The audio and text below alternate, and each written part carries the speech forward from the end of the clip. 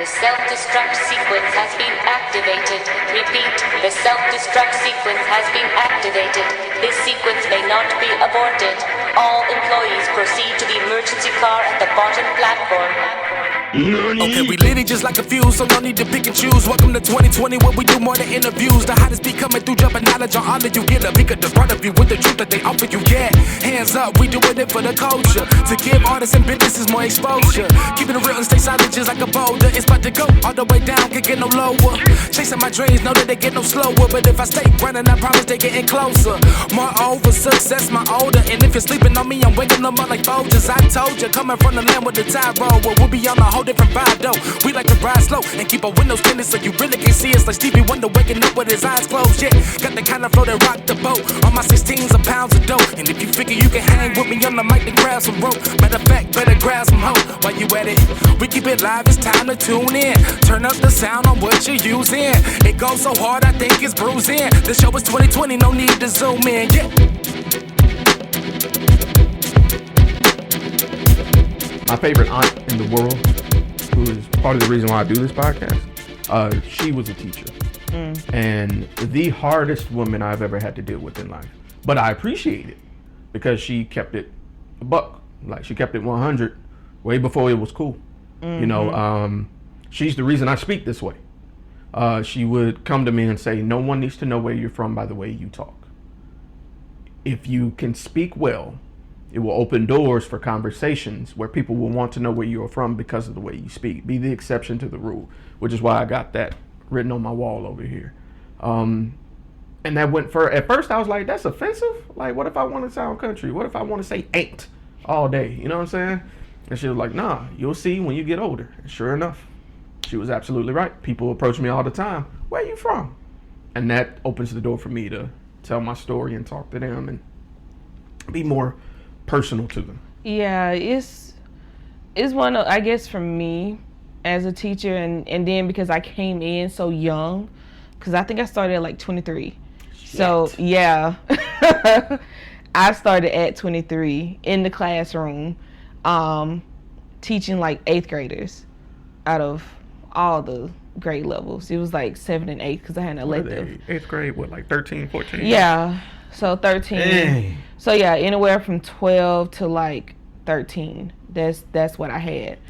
And you have to be tough. Yeah. So yeah, Let me like, know if that air bothering you.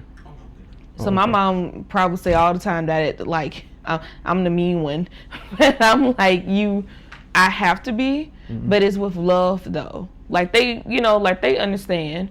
Honestly, teaching has to be a calling. Like, I agree. Lord knows you gotta have the patience of Job in order to get through this job. I mean, it is a tough Shout out to Job. cookie. Yes. You literally I tell people, I'm like, I literally have to have the patience of Job and the attitude like a black woman in order to get through this job. It's I no, feel you, though. I mean, 1000%. yeah, I mean, it's straight like, I have to be tough and I have to be stern, but also at the same time, I'm loving and I'm understanding to Compassion. yeah. You have to be compassionate because these kids go through some stuff that you honestly just would not believe. Or the ideal that school is the only opportunity that they get to actually be a kid. And so you have to be lenient and understanding of those situations. And if you're not doing that as a teacher, then you don't need to be teaching. I think I met plenty of teachers, that I just honestly personally felt like, I don't think you need to be teaching. Because if you're just here for the paycheck, or if you're just here to fuss and whine and complain about certain things, then you don't need to be here. Because if you don't know how to deal with every type of student, then this probably is not the ministry for you. It probably started out as ministry. It started out as that. It may have started out for you that way, but over time, people come across a lot of negative Nancy's. That's what I call them. And when you get consumed with those negative Nancy's all the time, then I think that's what changes you as a person. I think that's what changes you. Okay. So, you know, I never try to seek after the awards and all of that. For me as a teacher, you know, the accolades or whatever, those are great. But to me, the real true accolade is when they come back and be like, you know, I still remember this. Or they have to come and find you in your classroom and they have to bother you when they come back. You know, those are their ways of saying thank you. Or maybe you'll have their parents to be like, you know, thank you for, you know, looking out for such and such, you know, during that time. Like, I know they were a handful, but you stayed with them and just thank you for doing it. And I'm like, hey, no problem. You know, that's what, you know, I was there for that particular time in your, you know, your child's life. So I think it's really a ministry at 100%. The end of the day. Yeah. 1,000%. My boy, a good friend of mine, wrote a status on Facebook. He was joking, but people shared it because it was comical. He was saying, you know, in this period where everybody's at home with their kids, people forget that they only see a certain side of their kids. But as time passes and you're with them more often, he said, I want to apologize to my daughter's teachers. You were 1,000% correct. I see it firsthand now after 3 days. Swear to God, this got shared about 40 times, but he was being dead ass serious. Teacher Appreciation Week. Yeah, it's gonna be totally different now because of people just being at home. We're gonna get it next year. I just feel it because I was like, they're gonna get songs made. Lord, you know how many times we said X, Y, and Z, but kids are crazy because I realized that with certain kids, like they'll act a certain way in one teacher's room and then go to another teacher's room and be a totally different person. But that's because kids, period. They do that with parents. Yeah, they do it with parents too because they come in and, you know, be this total little angel, whatever, or put up the impersonation of one. They know exactly how much tape to use. They know what boundaries to push with certain people. And so I've seen it like, I don't know, too many times, especially like I said with middle school kids, because that's the most experience I've had, in which they can come in my room and be totally fine. And then they go to another teacher's room and tear that place apart. And all thing I do is just stand there and look. And I'm like, where is this coming from? Right. And so, you know, it just goes back to, like I said, with teaching, it lays down that foundation of, I guess, classroom management and I guess personality and stuff. Because I guess, I don't know, sad to say, I think some of my kids probably thought I was crazy. Like they really probably thought I was crazy. But I mean, my favorite teachers were eccentric though. Yeah. Is one of those, it's like, you know, I may yell, but you don't want me to yell. I mean, like just sit down, you know, chill out. You are a reflection of what the class is doing. That's the way I see the teacher. If you are calm and showing stillness, it'll get reciprocated back to you. If the class is disruptive, you're not just going to be screaming when everybody's quiet. You're screaming because your volume is not enough at that time. So that's why you're elevating. So just like escalation in Batman reference. Yeah, you're only as much a tool of that situation that you need. We gotta have fun with them too. Like, they're not little slaves now. No, like you gotta have fun with them. I mean, they are kids at the end of the day. Yeah, like they have questions about something and they're like truly serious about wanting the answer to it. I mean, honestly, I will waste a class period just talking about it. I mean, because it's fine. Because I'm like, they have to know it because guess what? They're probably not getting taught, you know. That is a good point. Talked about, you know, at home. So, hey, we can have a simple conversation about a current event, you know, if you want to. You know, just certain boundaries at play, but we do that. I know for me, I would probably give some of my kids nicknames, just know to like remember them. Yeah. Okay. Yeah. Like I had a crew when I first taught, they wanted Teletubbies. Are you for real? That's hilarious. Teletubbies was the thing. Okay. And one I want to be red, and the other one was like, I'm purples. And I was like, okay, cool. And the sad thing about it is, if I see them now, I do not know their name, but I remember the nickname. That is hilarious. They'll know though. Yeah. You could yell it in the crowd and they'll turn around.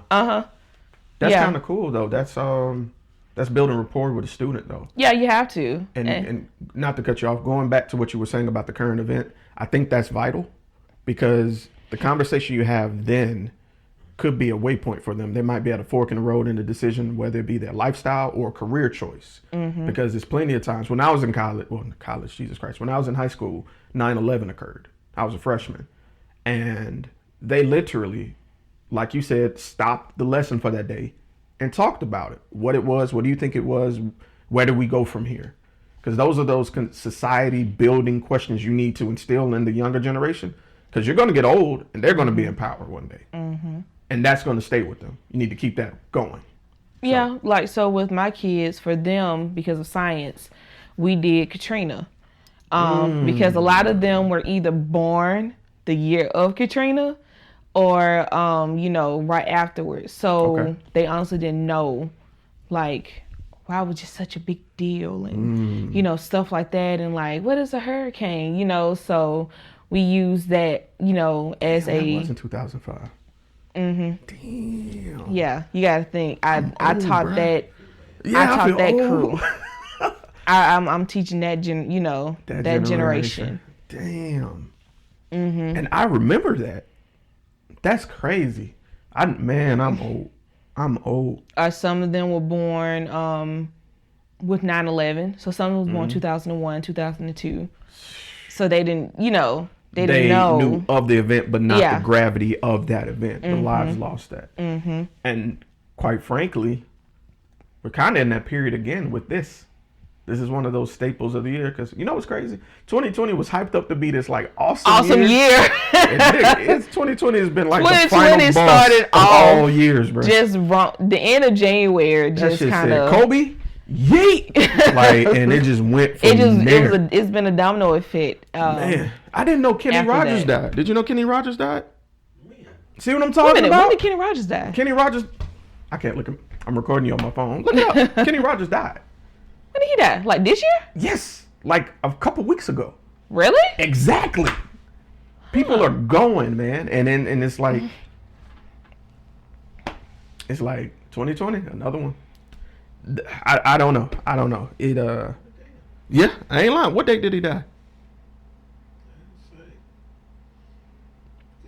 He died on March 20th. He just died?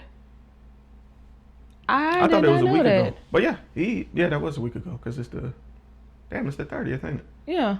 Yeah, died a week ago. I didn't know Kenny Rogers died. But we was wrapped up in this little the coronavirus. Thing. And did you know Italy has confirmed 10,000? Yeah. That's crazy. Yeah, the deaths are bad there. That is crazy. It's just one of those things. It kind of makes you, that's what I'm saying, even be more present in the now. That clock is winding down. Yeah, because you don't know. Yeah. Yeah. Say what now? No, I said my cousin over there. Oh, he's over there? Yeah, her and husband. Ooh. Man. My prayers out to him. It was to a point where one of the governors there was parked on the street, standing outside his car, and if he saw people walking, he was yelling at them to go home. That's dedication.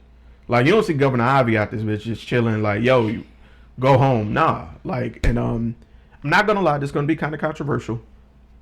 I feel sorry for Trump because this is a lot of shit he got to deal with. Just this, you know what I'm saying? And being in a situation where you got to make decisions to make everybody happy. You ever try to get 5 black people happy together? It's hard. But you got to get all black people, all white people, all Asians, all Mexicans. You know what I'm saying? I don't envy him at all. I'm whew, wouldn't wish that on my worst enemy. Well, at the end of the day, it goes back to choices, I think, that you have to make. When you decide that you want to get into a position like that, and I think, I don't know if I'm, I'm just coming Be out candid. as my opinion. Be candid. You can't run the United States like you run a business. That is absolutely correct. This nation is not a Fortune 500 company. It is not. It is told, you have to have compassion, you have to be understanding, and also at the same time, you have to be this strong leader. Sounds like you have to be a teacher. Oh shoot. I mean, as a teacher, you have the moments in which you just have to be honest. You can care less if somebody's feelings get hurt. Well, to me, I care less if your feelings get hurt at times, because you have to be honest, because it goes back to, choices and decisions. When you decide that you want to let a certain thing go in order to help out your budget, it's coming back now to bite you in the butt. Is coming also that I can understand with him trying to keep the public calm about the pandemic, but don't downplay the pandemic. Like, oh, it's not, at first they were saying, well, it's not that bad and there's no reason to, have to fear it, and, we're trying to control. But at the same time, it's like, how long has this pandemic been going on? And the news media, nobody knew about it. And all those people that was coming back and forth from, China, and then, Europe, and then, and then we had, like down here, for example, we had Mardi Gras. Yeah, we did. How many people from different countries and nations? We're here. Exactly. In our establishments with our kids. Absolutely correct. The way I look at that situation is like this. I think with how he handled it, he was going to be damned if he did and damned if he didn't. Hindsight is always 20/20. Not discrediting what you're saying. I agree with you 1,000%. But I look at America as a bunch of children. There's different kids. Not trying to play into what you said, but literally, I feel like we're hard-headed. Exactly. We as are. You can see. We're very hard-headed. But also at the same time, we're not taking it. I guess if the government is not pushing it out to be as, hardcore, like, like China and, places like that, pushing it out, then we're not going to be that serious about it. Like, it's like people are serious about it, but at the same time, they're not too serious about it. Like, if you're going to wear gloves and a mask, don't wear the same gloves that you wore at one store Let me tell you to something. another store. Common sense ain't common. And we're just gonna leave that there. Cause yeah, I've seen a lot of that shit. Or while the glove is on, interacting with your face and mouth, I was like, just throw the whole person away. Like you failed. And what's interesting about it is people are so scared that they're lashing out at people that are not as afraid. The only reason I'm not as afraid is because I've been here before. It wasn't to this magnitude, but I know the protocols of what I need to do. My mom's an RN. She gave me the rundown when I was a kid. Yo, wash your hands, wash your face, hot water, say your ABCs when you wash your hands to make sure it's long enough. Hand sanitizer on deck. If you go out anywhere, try to go where it's not crowded, it's just you. Get in, get out. So when I told somebody, oh, I'm straight, I'm good. I know I've been here before. I know what to do. What do you mean you've been here before? I'm like, look, I'm prepared. I had tissue anyway. I'm just here to get my cereal so I can stay home and be cool and just go on about my life, But I understand in this age where people's lives are changing suddenly. They just don't know where to lash out. People don't know how to adjust to change so quickly. And so it's one of those things which, if it's a quick change, the one thing that you don't need to do is panic and freak out. Yep. And what is the one thing that we naturally go ahead and do? Panic and freak out. And so it's like, take it serious. Of course, like wash your hands. Like everyone, you should have been washing your hands in the first place. But I think it's one of those things like for me as a teacher, when parents used to still send their sick kids to school. Oh, that's some bullshit there. That's some keep inconsiderate. them at home. You know, but at the same time, parents is like, you know, I don't have nobody to watch my kids and I got to be at work and blah, blah, blah. But it's like, if your child is like still running a fever, folks, and coughing and, yeah, you getting other people sick. Mm-hmm. And so. And the situation doesn't go away. No. It's been many a times in which I've caught the flu. Yeah. Being at work. Being around all them different and kids. You've been around kids Louise. And yeah. I hope you take vitamins, man. I'm like the worst with vitamins. But I you know, get the flu shot, you know, and just try to keep services clean. Now with high school kids it's different. Like when they sick, they stay home. Yeah, because they old. Mm-hmm. Right. Middle school kids is like, if the parents like, you breathing, you don't have a fever, you just sneezing or whatever, you get on that bus. Yeah, take you out of school. Yeah. And so it's just one of those things which is like, you just contaminating other people. You're corona in us. So, yeah, I agree with you 1,000%. I think it is inconsiderate, which is why I appreciated my mom. And I think it's because she was an RN and an LPN for like all my life. She understood. And I genuinely like going to school anyway. Mm-hmm. I love learning. I'm weird. I'm a nerd. So that was my shit. I mean, I'm like that. Don't point at me. Yes, I'm a nerd. I'm that nerd. By the way, I just saw it. Bob. That's his favorite T-shirt awesome. ever. He loves that Bob's Burger shirt. Like, it's a conversation piece. But awesome. But yeah, I'm that nerd too. I love school. Nice. I love books. So that's what's up. Yeah. Nothing like learning. Of course. Question. Mm-hmm. Because I didn't want to say your name and get your name wrong. How do I pronounce your name? T'Keyan. I want to be sure. Because I was not about to guess. And then I have had my name butchered so many times. You know, in school, how the sub be going on a roll and you know your name is coming up and then she paused. You ever get excited because of that pause? All right, let me see what they do. Let's see what they come up with. Yeah, I was like, it's T'Keyan. Oh, okay, thank you, honey, because I sure didn't know what your name. I get my name pronounced wrong all the time, and it's basic as fuck. I get Jeremy, and I'm like, where? It looks like Jeremy. Apparently not. I stay ahead of correcting people. Yeah, that is probably my number 2 pet peeve. People that call me Jeremy. I don't. Where do you see Jeremy? Show it to me. Show it to me. But I digress.